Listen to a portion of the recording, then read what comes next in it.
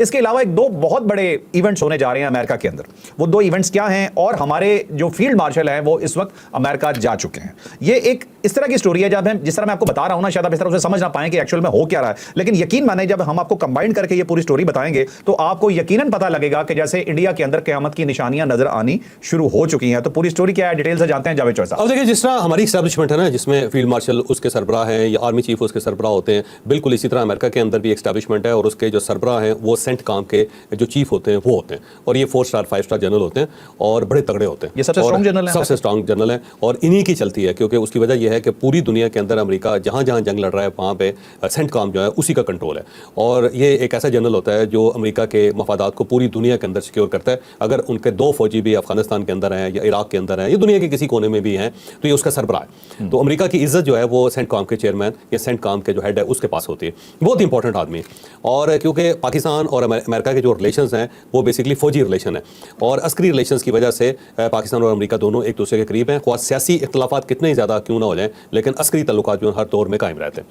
और उनकी तरफ से कल स्टेटमेंट का आ जाना उसने वाकई इंडिया के अंदर कोहराम बर्पा कर दिया। हमने पिछले वीलाक में थोड़ी सी तफसील उसकी दी थी, लेकिन अब ज़्यादा डिटेल के साथ स्टोरी सामने आई है। तो उन्होंने बेसिकली आर्म्ड सर्विसेज कमेटी है उसके सामने उन्होंने खिताब किया जनरल ने, और वहाँ पर उन्होंने बताया कि पाकिस्तान तो जो टेररिज्म है उसका विक्टिम है और वो बड़ी बहादुरी के साथ उसको लड़ रहा है। बल्कि उन्होंने 2024 से लेकर 2025 यानी पिछले 1.5 साल के उन्होंने फिगर्स दिए और उसमें उन्होंने कहा कि 1000 अटैक्स हुए हैं पाकिस्तान के अंदर, जिसमें 700 लोग शहीद हुए हैं और ये 700 लोग जो हैं सिक्योरिटी एहलकार है और सिविलियन है इसमें, और 2500 लोग जख्मी हैं इसके अंदर। और पाकिस्तान ना शोर कर रहा है ना कोई दुनिया से इमदाद मांग रहा है, लेकिन वो अपनी सर्वाइवल की जंग लड़ रहा है और उस जंग के अंदर वो जीत भी रहा है। साथ साथ उन्होंने कहा जी कि वो जो टेररिज्म है उसके अंदर तो पाकिस्तान हमारा फिनोमिनल पार्टनरशिप है हमारी पाकिस्तान के साथ। तो ये जो लफ्ज़ फिनोमिनल है ये किसी जनरल के मुंह से सुनना और एक इन्फ्लुएंशियल आदमी के मुंह से सुनना वाकई बड़ा इंपॉर्टेंट है, क्योंकि किसी दुनिया के किसी भी कोने में कोई भी जनरल होगा, आर्म फोर्सेज का कोई भी सरबराह होगा या तर्जुमान होगा, वो एक एक लफ्ज़ बड़ी गहराई के साथ उसके ऊपर बाकायदा वर्क करके कोई चेक करके और फिर जाकर अल्फाज अदा करते हैं। ये लफ्ज़ इस तरह नहीं है कि राह चलते आप अल्फाज का छिड़काव करते जाएं, ये बड़े इंपॉर्टेंट होते हैं, कैलकुलेटेड होते हैं, वेल कैलकुलेटेड होते हैं। तो अब अगर वो फिनोमिनल पार्टनरशिप कह रहा है पाकिस्तान के साथ, तो इसका मतलब ये है कि ये तो बड़ा इंपॉर्टेंट रिश्ता हो गया पाकिस्तान और अमेरिका का। और साथ साथ वो पाकिस्तान की तारीफ भी कर रहे हैं। साथ साथ उन्होंने ये भी कहा कि ज़रूरी नहीं है कि किसी सिर्फ एक मुल्क के साथ हम चल सकते हैं, हम दोनों मुल्कों के साथ चल सकते हैं, जैसे इंडिया के साथ और पाकिस्तान के साथ, क्योंकि इंडिया हमेशा कंपेल कर रहा था अमेरिका को कि देखिए हमारी आपके साथ ट्रेड ज़्यादा है, हम आपको ज़्यादा सर्व कर रहे हैं, सारी टेक कंपनीज जो हैं उनके हेडक्वार्टर्स जो हैं वो इंडिया शिफ्ट हो रहे हैं या इतने मेजर लेवल पे हम आपको सपोर्ट कर रहे हैं, तो हमारे आपके साथ ज़्यादा रिलेशन है क्योंकि हम आपको ज़्यादा कमा के दे रहे हैं। अब उसके मुकाबले में पाकिस्तान कमा को तो नहीं दे रहा, हम तो ज़्यादा बेनिफिशियरी हैं अमेरिकन इकॉनमी के। तो वो जो इंडिया है वो हमेशा इस कार्ड के साथ प्ले करता था, लेकिन अब ये जनरल का जो कहना है कि दोनों के साथ हमारे रिलेशन ठीक हो सकते हैं, ऐसे कैसे मुमकिन है कि इंडिया की बात सुन के हम पाकिस्तान को साइड पे कर दें। तो ये एक बहुत बड़ी ठोकर है और बहुत बड़ा थप्पड़ है इंडिया के चेहरे पे, मुंह पे, जिससे मेरा ख्याल है इस वक्त वो खासा फील भी कर रहे हैं। तो आप अगर इस वक्त उनके जो टॉप जर्नलिस्ट हैं, जो उनके इंटेलिजेंसिया है इंडिया का, आप उनके जाके देख लें, वो इसके ऊपर गुफ्तगू कर रहे हैं और उनके एक्स के अकाउंट्स के ऊपर ये वीडियो लगी हुई है इस वक्त जनरल की, और ऐसा महसूस होता है कि जैसे एक बाकायदा मिर्चें लगी हुई इंडिया के अंदर इस चीज़ पे, और ये पाकिस्तान की बड़ी अचीवमेंट है। और इससे अगली अचीवमेंट जो है ना, जनरल आसिम मुनीर साहब का दौरा है फील्ड मार्शल का अमेरिका का, और ये दौरा बड़े एक क्रूशल टाइम पे हो रहा है क्योंकि 14 जून को एक तो डोनाल्ड ट्रंप की सालगिरह है और उस सालगिरह के ऊपर पाकिस्तान के आर्मी चीफ को बुलाना, दावत देना अमेरिका की तरफ से, ये भी एक बड़ा फिनोमिनल है। अच्छा, ये दौरा खुद नहीं कर रहे, ये बुलाने पे, ये बुलाए अमेरिका की दावत पे जा रहे हैं। ठीक है। और दूसरा ये है कि जो अमेरिकन आर्मी है उसको बने हुए 250 साल हो रहे हैं इस 14 जून को। ठीक है। तो 250 साल तकरीबात उनकी जो अमेरिकन आर्मी है उसकी हो रही है, और उस पर अगर जनरल आसिम मुनीर को बुलाया जा रहा है तो ये फिनोमिनल है, ये विजिट भी बड़ी फिनोमिनल है। तो इस फिनोमिनल विजिट के ऊपर भी इंडिया को बहुत तकलीफ हो रही है। अब देखें, या तो इंडियन आर्मी चीफ को बुलाया जाता या उनके चीफ को बुलाया जाता या मोदी साहब बुलाया जाता तो बहुत जाहिर उनके लिए बड़ी इज्जत अफसाई थी, या वो अपना सीना चौड़ा करके वहां पे चल रहे होते, 54 इंच की छाती लेके मोदी साहब वहां फिर रहे होते और माय फ्रेंड कह के उनको दोबारा गले लग रहे होते उनके। तो उसके बजाय जो है उन्होंने पाकिस्तान के आर्मी चीफ को वहां दावत दी और आर्मी चीफ चले गए और उसके बाद 14 को वो तकरीबात का हिस्सा बनेंगे 14 जून को। तो ये बड़ा इंपॉर्टेंट दौरा है और इसके साथ साथ पाकिस्तान एक नया काम भी कर रहा है, और वो काम ये है कि जो हमारा समंदर है उसकी जो सिक्योरिटी है उसको इंश्योर करना चाह रहा है अमेरिका के साथ मिलकर, इस पूरे एरिया में। अब इस वक्त जो है ना वो आप ये समझें कि जो इंडियन ओशन है उसकी सारी सिक्योरिटी और ये बहिरा अरब जो है वो इंडियंस के पास है ओवरऑल।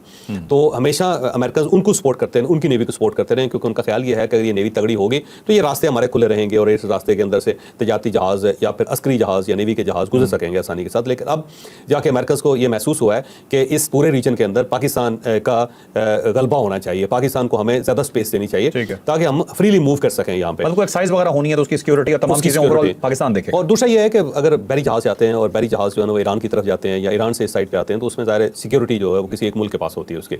तो ये इस साइड का जो बहिरा अरब है उसकी मुझे लगता है सिक्योरिटी फुली पाकिस्तान को मिलने वाली है। और इसके साथ इंडियन ओशन भी जो है ना उसकी भी एक, और ये भी डिस्कस होगा, ये डिस्कस होगा। और अगर ये पाकिस्तान के पास चाबी आ जाती है तो फिर उसके बाद आप देखिएगा कि पाकिस्तान बहुत मजबूत हो जाएगा इस पूरे रीजन में। ठीक है। और इसके साथ साथ मुझे लगता है कि बलूचिस्तान के अंदर अमेरिकन को इन्वेस्टमेंट की दावत दी जाएगी और चाइनीज इसके ऊपर रजामंद है। चाइनीज को इसके अंदर कोई एतराज नहीं है क्योंकि बलूचिस्तान के अंदर रिसोर्सेज बहुत ज़्यादा है और इतना ह्यूज पोटेंशियल है उसका कि कोई एक मुल्क उसको कैटर नहीं कर सकता। तो अब अगर यूरोप को ले आता है पाकिस्तान, अमेरिकन को ले आता है और साथ चाइनीज को ले आता है तो पाकिस्तान कहीं से कहीं निकल जाएगा। तो आने वाले दिनों में ये जो दौरा मुकम्मल होगा तो उससे इंडिया को ज़्यादा तकलीफ होगी, आप देख लीजिएगा, क्योंकि जो इस्तकबाल जनरल आसिम मुनीर का अमेरिका में इस वक्त होगा आप उसको सोच भी नहीं सकते। तो जो कवरेज उनको वहाँ पे मिलेगी उससे भी मेरा ख्याल है इंडियंस जो हैं आग में मजीद इजाफा हो जाएगा। बस सिंपल मैं इस तरह कर लेता हूँ, आपके जहन में बड़े शैतानी ख्यालात आ रहे होंगे लेकिन उनकी जो आग है उसके अंदर ज़्यादा मेरा ख्याल है कोई बढ़ोतरी हो जाएगी, ज़्यादा तकलीफ होगी उनको। नहीं, मुझे लग रहा है कि मोदी साहब और उनके अवारी जो है ना वो गौ मूत्र पी के टुन होंगे, कम से कम ये खबर। चलिए अब चलते हैं अगली स्टोरी की तरफ जी। नेक्स्ट स्टोरी भी जी बड़ी इंपॉर्टेंट है जी, भारत के हवाले से स्टोरी है कि नरेंद्र मोदी पे जी हमला हो गया है इस दफा इंडिया के अंदर से ही। ये हमला किस टाइप का था? एक होता है फिजिकल हमला, एक होता है कि जिससे कुछ ऐसा हमला जिसके असरात बहुत ज्यादा होते हैं या बहुत गहरे होते हैं। एक बड़े आदमी ने उनके मुतालिक कुछ ऐसा कहा है कि मोदी साहब तिलमिला उठे हैं। ये पूरी स्टोरी आपको बताते हैं कि यह है क्या। अब एक एक्टर है, बड़े मशहूर एक्टर है इंडिया के, प्रकाश राज, और ये बड़े मजेदार किस्म के विलन है और बड़ा सा इनका मुंह है, बड़ी बड़ी इनकी आंखें हैं और साउथ के साथ इनका ताल्लुक है। साउथ की फिल्मों में ज़्यादातर आते थे लेकिन उसके बाद फिर बॉलीवुड के अंदर भी आए और उन्होंने बड़ी कमाल किस्म की फिल्में बनाई। एक सिंघम के अंदर आपको याद होगा जो विलन थे उसके अंदर भी। फिर मेरा ख्याल है शायद किक थी उसकी सलमान खान की, उसके अंदर भी विलन थे और बड़ा मजेदार किस्म का विलन है। इसके फिक्रे बड़े मशहूर हुए, तो बहुत ही पॉपुलर विलन। पॉजिटिव रोल भी करता रहे प्रकाश राज लेकिन उतने कामयाब नहीं हो जाते वो विलन में कामयाब हो। जैसे आप विलन है ना, बड़े जबरदस्त किस्म की कामयाबी आपकी। तो इंडिया के लिए विलन हूं मैं, सीरियसली। इसका भी प्रकाश राज जो है ना वो भी, तो उसने कल नरेंद्र मोदी को बिल्कुल नंगा कर दिया। उसने कहा जी ये इंतहाई बेरहम शख्स है, ये इंतहाई बेशरम शख्स है, ये इंतहाई संगदिल है और ये अदाकार है। और साथ उसने कहा कि देखें मणिपुर के अंदर जो कुछ हो रहा है तो इसको वहाँ जाना चाहिए। तो अगर ऐसा किसी और मुल्क में हो रहा होता तो नरेंद्र मोदी अपनी धोती संभाल के वहाँ पहुँच जाते।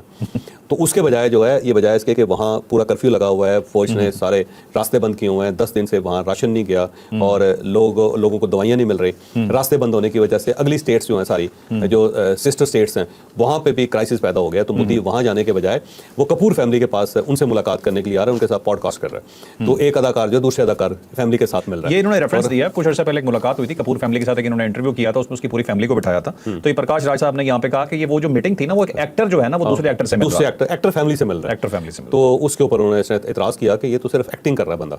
और ये इस टाइप की जो हमले हैं ना या इस टाइप की जो आवाज़ें हैं, मेरा ख्याल आने वाले दिनों में मोदी साहब के लिए ठीक ठाक खतरनाक साबित होंगी। क्योंकि अब ये जहन में रखो कि जो एक्टर्स होते हैं और जो प्लेयर्स होते हैं उनका बड़ा इन्फ्लुएंस होता है, ये इन्फ्लुएंसर्स होते हैं और सोसाइटी को इन्फ्लुएंस करते हैं। तो जब एक एक्टर कह रहा हो या फिर एक प्लेयर कह रहा हो तो उससे बड़ा नुकसान होता है किसी भी सियासतदान को। तो ये मोदी साहब के गले पड़ने वाली चीज़ें, क्योंकि मोदी साहब ने जितना झूठ बोलना था बोल लिया, अब दुनिया उसको बाय नहीं कर रही। ठीक है चल, अब मोदी साहब की चित्रौल के बाद अब आते हैं दोबारा फिर मोदी साहब की चित्रौल पे। ठीक है जी, ये है हमारी तीसरी नंबर की स्टोरी और ये बहुत ही इंपॉर्टेंट है। एक इंटरव्यू हुआ है जी करण थापर साहब का, एक रेनॉन्ड जर्नलिस्ट है इंडिया के, और इन्होंने जो इंटरव्यू किया है वो किया है इन्होंने परवीन साहनी साहब का जो उनके डिफेंस एनालिस्ट हैं। और इन दोनों की बात में वजन होता है, इन लोगों को सुना जाता है।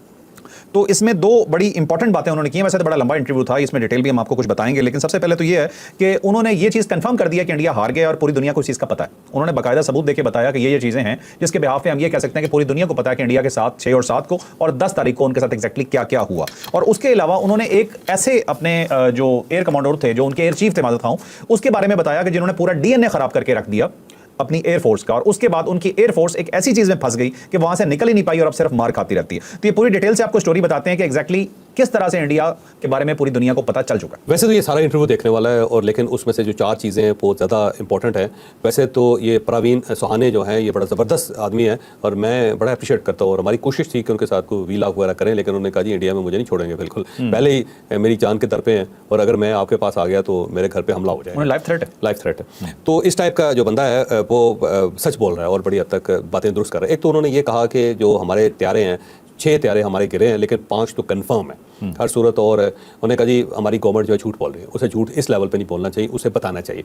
साथ उन्होंने ये बताया कि ये जो सैटेलाइट थे उस वक्त लाइव थे, और इंडिया और पाकिस्तान के ऊपर उन्होंने फोकस किया हुआ था, और चाइना का सैटेलाइट देख रहा था, अमेरिकन सैटेलाइट देख रहा था, यूरोपियन सैटेलाइट जो था ना वो भी देख रहा था, और रशिया का जो सैटेलाइट है वो भी देख रहा था। अब पूरी दुनिया जो इंपॉर्टेंट दुनिया है उन सबको पता है कि हमारे जहाज़ गिरे हैं, और पाकिस्तान जो है वो इसके ऊपर गलबा पा गया इस जंग के अंदर। और अब उसके बावजूद अगर हम झूठ बोल रहे हैं तो ये हमारी बड़ी बेवकूफ़ी है। हम पता नहीं किसको बेवकूफ़ बना रहे हैं, तो हमें खुले दिल के साथ इसका एतराफ़ करना चाहिए।